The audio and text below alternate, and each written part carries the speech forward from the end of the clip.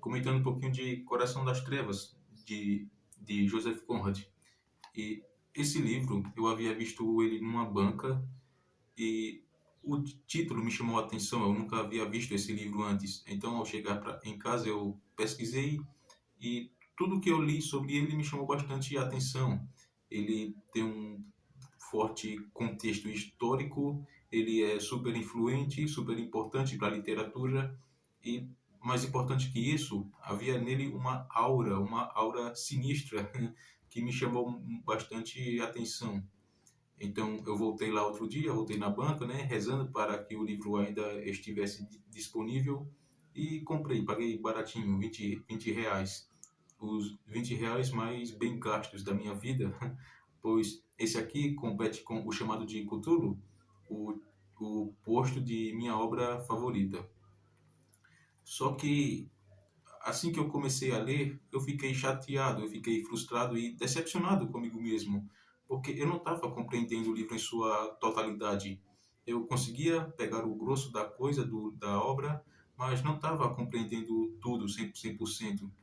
E então eu me afastei do livro um pouquinho, depois eu terminei após alguns meses e depois resolvi reler. E nessa releitura, aí sim eu consegui compreender tudo, compreender direitinho, e foi uma experiência maravilhosa, pois ele me prendeu desde o primeiro capítulo. E do que se trata Coração das Trevas, deixando de enrolar.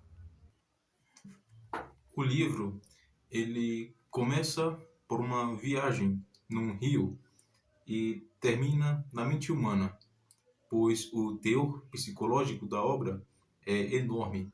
Então, nós acompanhamos Marlon, que está ali na África em busca de Kurtz, um homem tratado como um gênio, mas que ali, isolado da civilização, isolado do mundo, abandonou qualquer limite moral. É aquela coisa, quem somos nós quando não tem ninguém olhando? E isso o livro responde muito bem.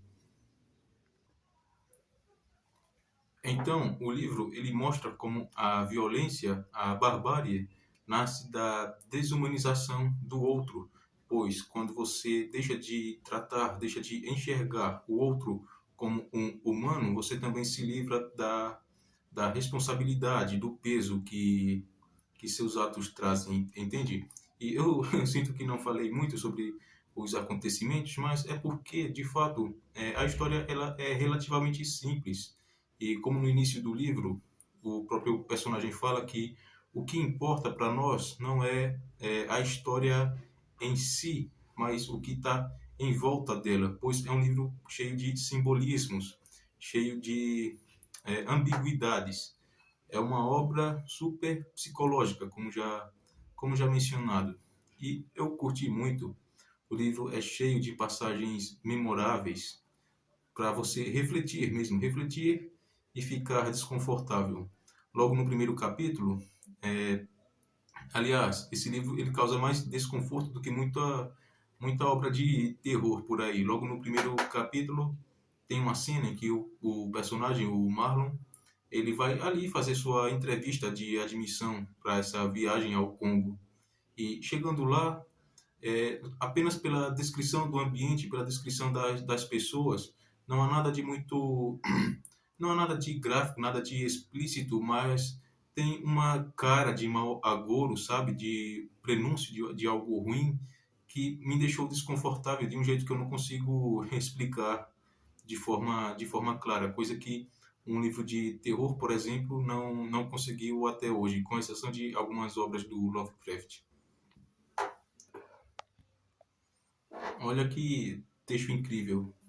Eu queria encontrar a página para ler por inteiro, mas tem aqui atrás também. Eu lutei com a morte. É a briga menos emocionante que se pode imaginar. Trava-se num cinza impalpável, sem nada sob os pés nem em volta, sem espectadores, sem clamor, sem glória, sem o grande desejo de vitória, sem o grande temor da derrota, numa doente atmosfera de tépido ceticismo e sem muita crença em nosso próprio direito e ainda menos no do adversário.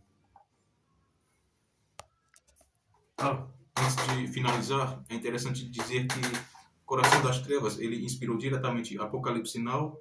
Você tem aquela busca pelo Kurtz também, porém o filme ele é bem mais de espetáculo, não é? Não é tão atmosférico, não é tão denso quanto a obra original, que eu recomendo. E o jogo Spec Ops The Line, especialmente esse jogo, pois esse jogo ele traz referências diretas que, para quem lê o livro e fica embasbacado, foi muito divertido jogar e catar as referências, algumas mais explícitas, outras nem tanto. Spec Ops que ficou famoso por causa da cena do fósforo branco, não é? Você vê que até as obras inspiradas em Coração das Trevas são sinistras. Então é isso, leiam Coração das Trevas, deem uma chance.